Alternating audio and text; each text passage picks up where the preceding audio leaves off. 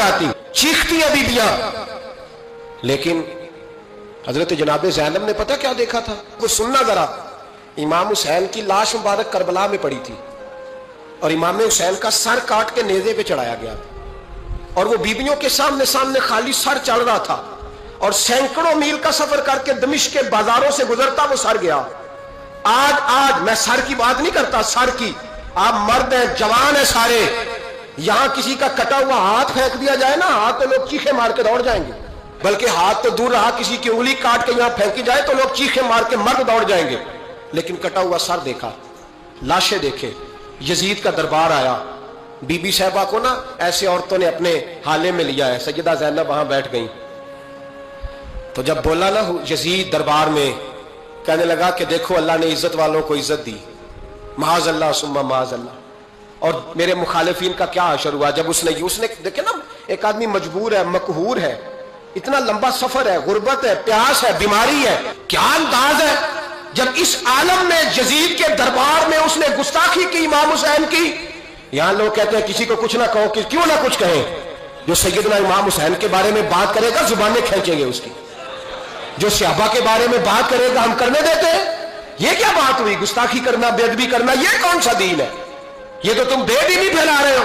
सुनो, जब उसने बेअदबी की तो सैयदा ज़ैनब चुप नहीं रही, बल्कि हजरत ज़ैनब बोली और खड़ी हुई और आपने तिलावत की कुरान मजीद की और आयतें पढ़ी, कहने लगी वतुइज़्ज़ु मन तशा वतुज़िल्लु मन तशा बियदिकल खैर। और आप फरमाने लगी यजीद तू कहता है तेरे मुखालिफिन पसपा हो गए, तुझे इज्जत मिली। आप फरमाने लगे ये तेरा दरबार है ना, ये तेरा सजा हुआ है ना, तेरा इस वक्त डंडा चलता है ना। फरमाने लगी चंद साल ठहर जा, तेरे ऊपर लोग लानते बरसाएंगे। और फरमाया जब जुमे पढ़े जाएंगे तो लोग मेरे हुसैन के नाम के खुतबे पढ़ेंगे। फरमाया आज ये तेरा दरबार है ना।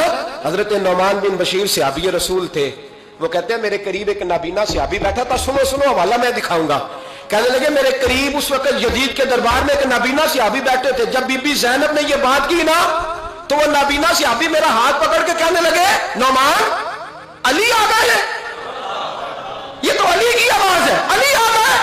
जिब्रील अली बोल रहे हो जैसे, हिकमत के गौहर रोल रहे हो जैसे, दरबार दमिश्क में वो ज़ैनब का खिताब मिंबर पे अली बोल रहे हो जैसे।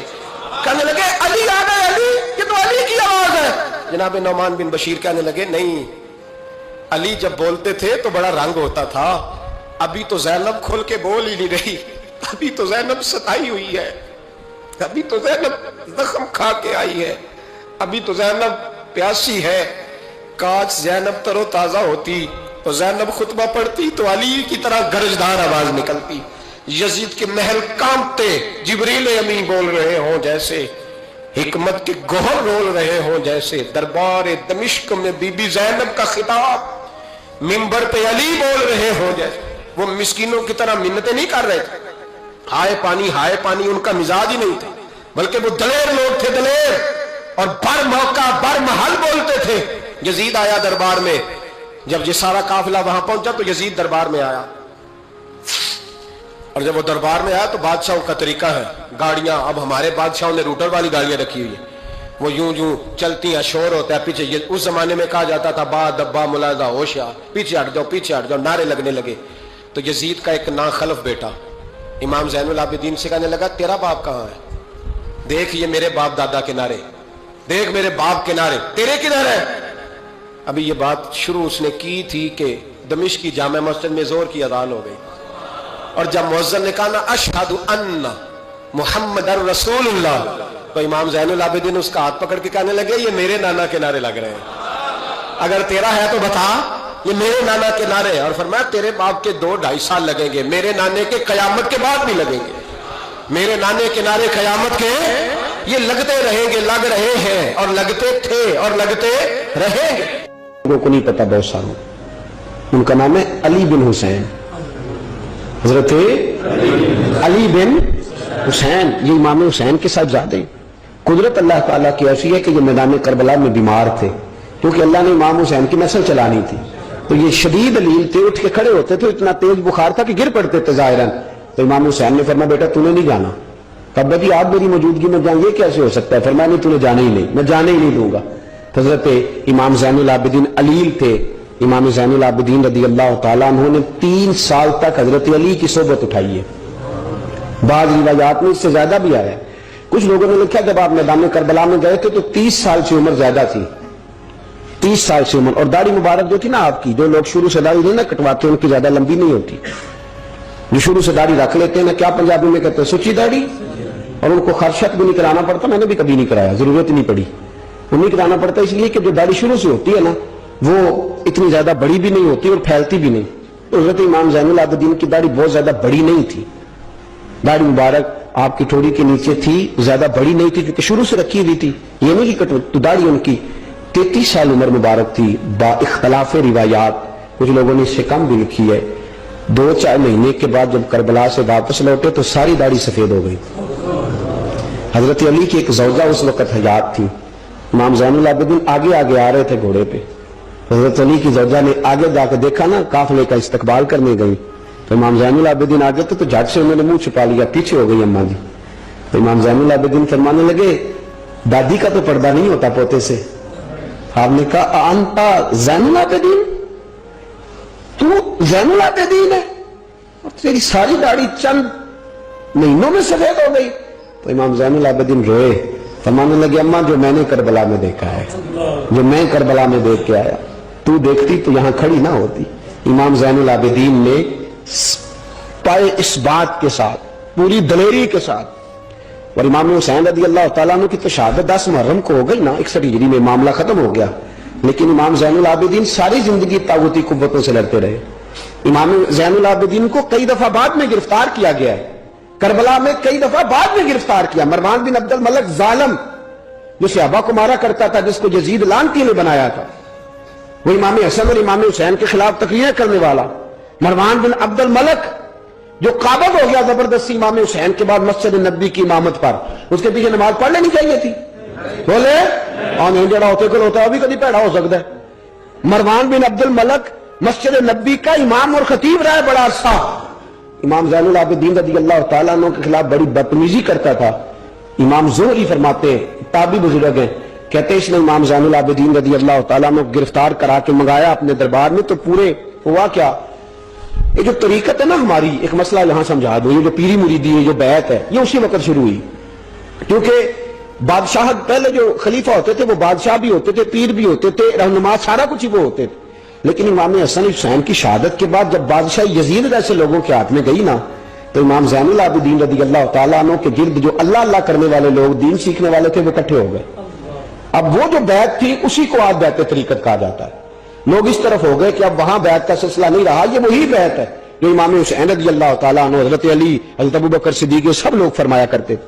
اب لوگ بڑے اکٹھے ہو گئے، لوگ آیا کرتے تھے، حضرت حسن بصری جیسے لوگ، امام زہری جیسے لوگ، حضرت سعید بن مسیب جیسے لوگ۔ امام زین العابدین نے کربلا کے بعد اپنا مکان مدینے سے باہر بنا لیا تھا، نام علی تھا، لیکن عبادت اتنی کرتے تھے کہ لوگوں نے زین العابدین کہنا شروع کر دیا، عبادت کرنے والوں کی زینت زین العابدین کہنا شروع کر دیا۔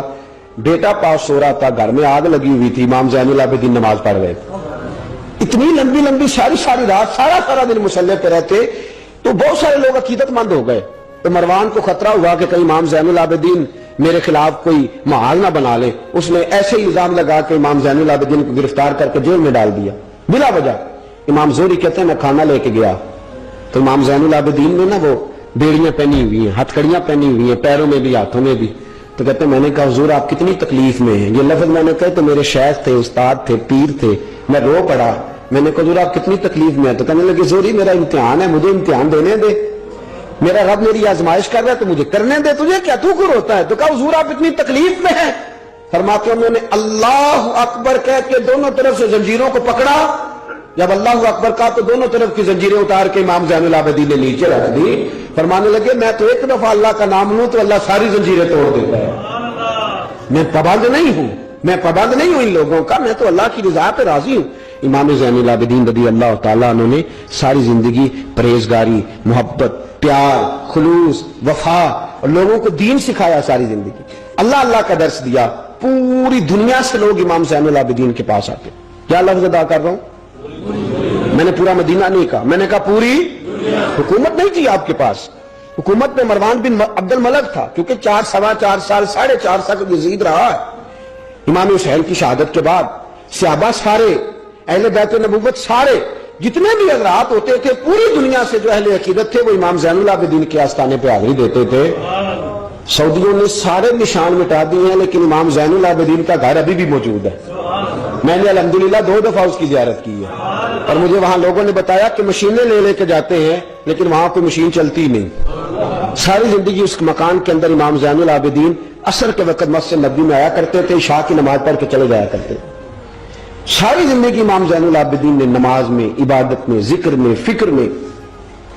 شمر جو تھا نا, ایک اس کے بارے میں روایت ہے, ایک عمر بن سعد کے بارے میں, جب مختار کے فوجی لگے نا پیچھے کہ ہم نے مارنا ہے امام حسین کے قاتلین کو, تو اس کے شمر کے پیچھے بھی لگے, تو یہ مدینے آ کے چھپ گیا تھا.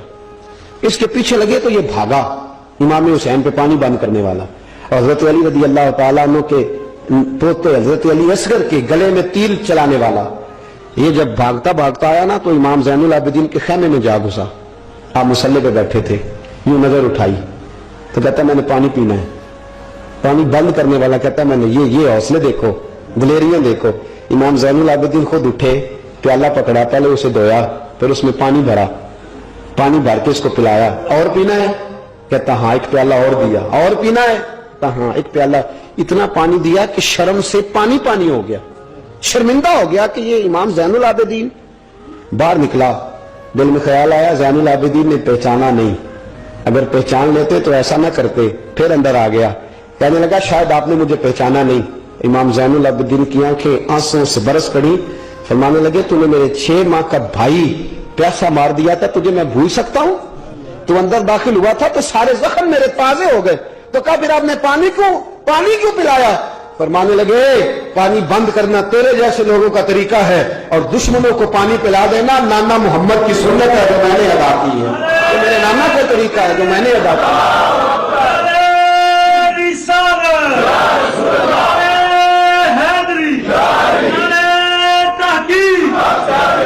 یہ گراؤنڈ امام حسین نے بنایا.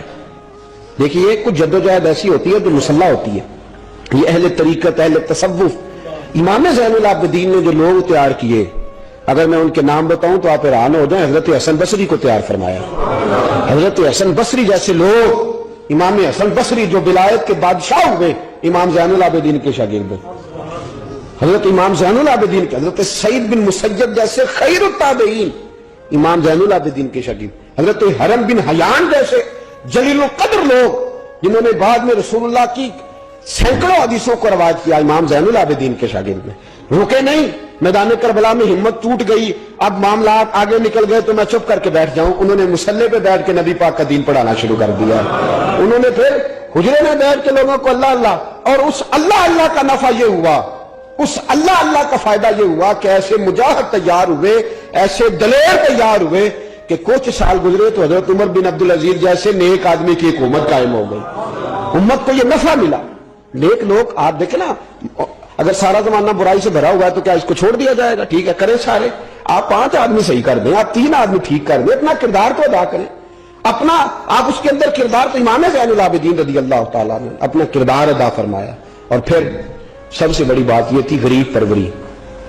جب یزید مر گیا اور دیگر حکومتیں آنے لگی تو امام زین العابدین کے پاس لوگ بہت سارے نذرانے لے کے آتے تھے. یزید کے زمانے میں بھی آتے لوگ, بڑے نذرانے, خدمت کرتے, بڑا کچھ کرتے. گھروں کے اندر بڑا سامان آپ کے پاس پڑا ہوتا. آپ کے صاحبزادے امام باقر, آپ فرماتے رات ہوتی تو میرے ابا جی اپنے کندھے پر بوریاں رکھ لیتے, اپنے کندھے پر, شہزادے خود اپنے کندھے پر, اور غریبوں کے گھروں تک پہنچا کے آتے, خود بوریاں اپنے کندھے پہ رکھ لیتے. فرماتے میں کہتا ابا جی میں چھوڑ آتا ہوں, مجھے بتائیں. فرمانے لگے اگر تو چھوڑنے جائے گا تو تجھے اس غریب کا نام بھی بتانا پڑے گا, تو میں کسی کو رسوا نہیں کر سکتا, میں رسوا نہیں کروں گا, میں خود دے کر کے آتا ہوں. امام زین العابدین رضی اللہ تعالیٰ عنہ نے عمر بھر یہ غریب پروری کا مظاہرہ فرمایا, اپنے بچوں کی تربیت فرمائی. امام زین العابدین رضی اللہ تعالیٰ عنہ مصلی پہ بیٹھے اتنے پاورفل ہو گئے کہ حکومتیں ان سے ڈرنے لگی. مصلی پہ بیٹھے بیٹھے اتنے پاورفل ہوئے, اتنے عظیم ہوئے کہ حکومتیں لرزنے لگی. ایک وقت ایسا آیا کہ مروان جیسا تگڑا حکمران, ظالم جو آدمی ہوتا ہے نا, بدماش آدمی سمجھتے لوگ مجھ سے ڈرتے ہیں, حالانکہ لوگوں کی شرافت ہوتی ہے، لوگوں کی یہ ایک آدمی نبی پاک صلی اللہ علیہ وسلم نے فرمایا بتاؤ جھگڑے میں کون جیتا کرتا ہے؟ تو صحابہ کہنے لگے حضور آپ بتا دیں. فرمایا جو زیادہ منہ زور ہوتا ہے وہ جھگڑے میں جیت جاتا ہے. جھگڑے میں شرفا نہیں جیتا کرتے. جو منہ زور لوگ ہوتے ہیں نا، وہ بڑا منہ زور تھا، بڑا بدتمیز تھا. اگر اس کو کوئی سیابی بھی نظر آ جاتا تو اس کو بھی ایڑی لگانے سے باز نہیں آتا تھا. بڑا نالائق تھا، ڈنڈا سوٹا بڑا چلاتا تھا، بڑا سخت گیر آدمی تھا. لیکن اس نے ایک غریب آدمی پہ ظلم کیا، اس کا مال دبا لیا. تو امام زین العابدین تھے نا، حضرت علی کے پوتے، اگرچہ بیٹھے تھے اندر حجرے میں بیٹھے تھے، آپ بظاہر تصوف طریقت کی خدمات سر انجام دے رہے تھے، لیکن اس شخص نے آ کے رویا، کہنے لگا حضور میرا اس نے مال دبا لیا ہے. تو امام زین العابدین نے چھڑی ہاتھ میں لی اور چھڑی ٹیکتے ہوئے مروان کے دربار میں پہنچے. کہنے لگے اس غریب کا مال تو نے لیا ہے؟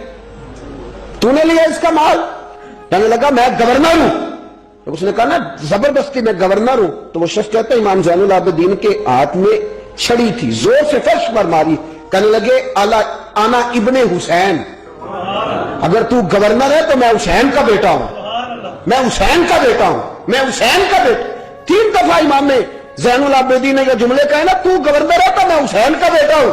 پتہ ہے نا جب 3 دفعہ گرجدار آواز میں یہ جملے کہے تو امام زین العابدین سے کہنے لگا آپ چاہتے کیا ہیں؟ فرمانے لگے ابھی اس کا مال واپس ہونا چاہیے، ابھی اس کا مال واپس ہونا چاہیے. اسی وقت بھرے دربار میں مروان نے مال منگایا، اس غریب آدمی کو دیا.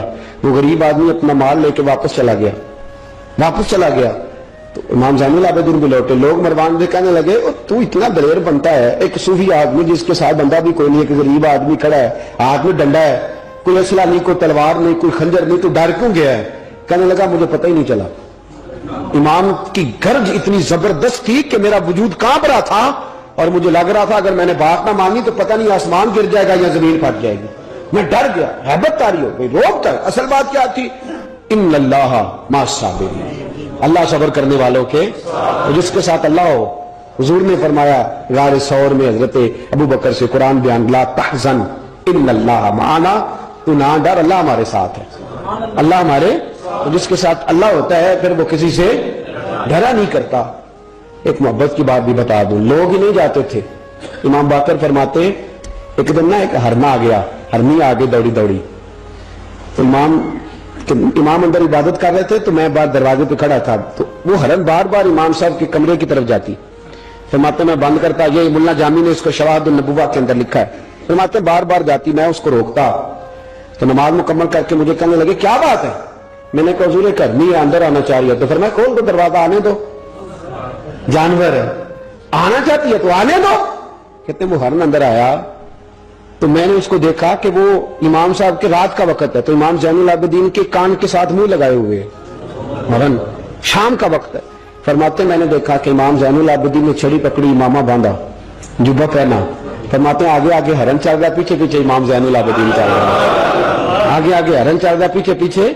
بھائی ہمارا تو عقیدہ حضور غوث اعظم کے بارے میں ہے کہ وہ جنوں بشر کے پیر ہیں، جنوں بشر کے پیر ہیں. سب کا اللہ کے بندوں کی طرف، اللہ کی ہر مخلوق کا رجحان ہوتا ہے اللہ کے بندوں کی طرف. کہتے ہرن کے پیچھے ایک عربی کے دروازے تک لے گئی ہرن. تو امام زین العابدین نے نا دستک دی دروازے پہ، اور ہرن ایک کونے میں کھڑی ہو گئی. دستک دی، وہ باہر آیا تو فرمانے لگے تیرے پاس کوئی ہرنی کے بچے ہیں؟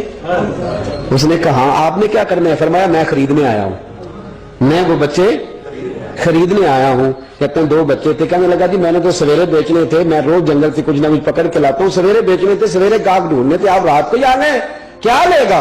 اس نے کہا 20 دینار 2 بچوں کے. امام صاحب نے 20 دینار دیے، بچے پکڑے، واپس لائے. امام باقر فرماتے ہیں 2 ہرن کے بچے امام زین العابدین نے جب پکڑائے تو میری آنکھیں چھلک پڑی، میں رو پڑا. اور میں نے کہا ابا جی میں تو سمجھتا تھا انسانوں کے دکھ کا مداوع کرتے ہیں، اللہ نے تو آپ کو جانوروں کے دکھوں کا مداوع کرنے کے لیے توفیق عطا فرمائی. تو پھر میرے امام نے سچ کہا ہے نا، تیری نسل پاک میں ہے. کیسا عقیدہ ہے ہر بندے کی اپنا. میں تو جب بھی کسی سیدزادے کی، کسی اہل بیت کی کوئی بات پڑھتا ہوں نا، آپ یقین کریں تو میرے سامنے اعلیٰ حضرت کا شعر رہتا ہے، پلٹ کے بات وہی جاتی ہے کہ تیری نسل پاک میں ہے بچہ نور کا، تو ہے عین نور تیرا سب گھرانہ ہی نور کا، سب گھرانہ ہی. جب تنگ آ گیا نا مروان کہ دنیا ہٹتی نہیں، اور اس کے بعد بھی کوئی خلیفہ آیا تو سارے تانگی رہتے تھے، امام زین العابدین کو زہر دلوا دیا۔ امام حسن کی شہادت بھی زہر سے ہوئی، امام زین العابدین کو زہر دلوایا۔ جب زہر آپ کی رگوں میں اترا، آپ کو درد محسوس ہوا، تو امام باقر فرماتے سجدے میں چلے گئے، سجدے میں چلے گئے۔ میں نے کہا حضور اتنی تکلیف ہے، آپ یہ کیا کر رہے ہیں؟ فرمانے لگے میں سوچتا تھا میں جہاد پہ نہیں نکلا تو کہیں بستر پہ مجھے تبھی موت نہ آ جائے، میرا دادا بھی شہید، میرا والد بھی شہید، میرے تایا بھی شہید، میرے بھائی بھی شہید، میرے پھپھی داد چچا داد بھی شہید، میں سوچتا تھا کہیں تب بھی موت نہ چلا جاؤں۔ سجدہ شکر ادا کر رہا ہوں کہ رب نے مجھے بھی شہادت عطا فرما دی، اللہ نے مجھے بھی شہادت کی موت عطا فرمائی ہے۔ پھر وصیت فرمائی امام، دیکھیں اللہ والوں کے مزار کی بھی برکت ہوتی ہے۔ امام باقر کو وصیت فرمائی، صاحبزادے کو فرمایا مجھے میرے تایا امام حسن کے ساتھ جنت البقیع میں دفن کرنا، ان کے ساتھ۔ تو کہتے میں نے کہا بھائی وہاں تو جگہ ہی نہیں، روتے ہوئے میں نے کہا، کہنے لگے تو جا کے تلاش کرنا، جگہ مل جائے گی۔ فرماتے میں پہلے جنت البقیع جاتا تھا تو قبریں ساتھ ساتھ ملی ہوئی نظر آتی تھی، امام زین العابدین کے وصال کے بعد گیا تو مجھے پوری قبر کی جگہ نظر آئی، پوری جگہ جس کو میں پہلے تھوڑا سمجھا کرتا تھا وہ پوری جگہ ملی۔ امام حسن کے بالکل متصل امام زین العابدین کا مزار ہے۔ امام زین العابدین نے سینکڑوں شاگرد چھوڑے، درجنوں ہزاروں کی تعداد میں آپ سے فیوز و برکات حاصل کرنے والے لوگ چھوڑے، اور جتنا صوفیاء کا سلسلہ پھر آگے بڑھا، حضرت حسن بصری، حضرت فضیل بن عیاض، پھر اس کے بعد حضرت سری سختی، پھر اس کے بعد حضرت میں اگر آپ کو دلائل کے ساتھ عرض کروں تو سارا فیضان امام زین العابدین کا ہے، سارا فیضان۔ آپ کے اپنے صاحبزادے امام باقر کے بیٹے امام جعفر صادق، اور امام جعفر صادق کے شاگرد اور مرید ہے امام اعظم ابو حنیفہ۔ جتنی شاخیں علم کی پھیلی، جتنی شاخیں پھر اس کے بعد طریقت کی پھیلی، علم حدیث کی پھیلی، وہ ساری امام زین العابدین کا فیضان ہے، اور آج تک امت مسلمہ کے اندر امام زین العابدین کا فیضان جاری ہے، اور انشاءاللہ صبح قیامت تک جاری رہے گا۔ علمی فیضان بھی، روحانی فیضان بھی، اور دنیا میں جتنے سادات پائے جاتے ہیں وہ بھی امام زین العابدین کی اولاد ہے۔ امام حسین کی ساری اولاد امام زین العابدین سے ہے۔ اللہ تبارک و تعالیٰ نے کس قدر فضل فرمایا۔ امام حسین کے ایک بیٹے میدان کربلا میں موجود رہے، امام زین العابدین۔ یزید کے 14 بیٹے تھے، بچے تو ان کے بھی ہوئے ہوں گے، بات آگے۔ اور یزید کا ایک بیٹا بڑا نیک بھی تھا، جو یزید کے بعد تخت نشین ہوا، اور بیٹھتے ہی اس نے کہا کہ میں اس تخت پہ نہیں بیٹھ سکتا جس تخت کے پائے میں امام حسین کا خون موجود ہو، اور میں نہ میرا باپ اس قابل تھا نہ میں اس قابل ہوں۔ یخرج الحی من المیت و یخرج المیت من الحی، اللہ زندوں سے مردے، مردوں سے زندے، اچھوں سے برے، بروں سے اچھے پیدا کر دیتا ہے۔ امام یزید کا بیٹا کہنے لگا کہ میں نہیں اس قابل کہ یہاں 40 دن، اس نے کہا میں 40 دن دیتا ہوں، اپنا حکمران بنا لو۔ اس کے بعد وہ تخت سے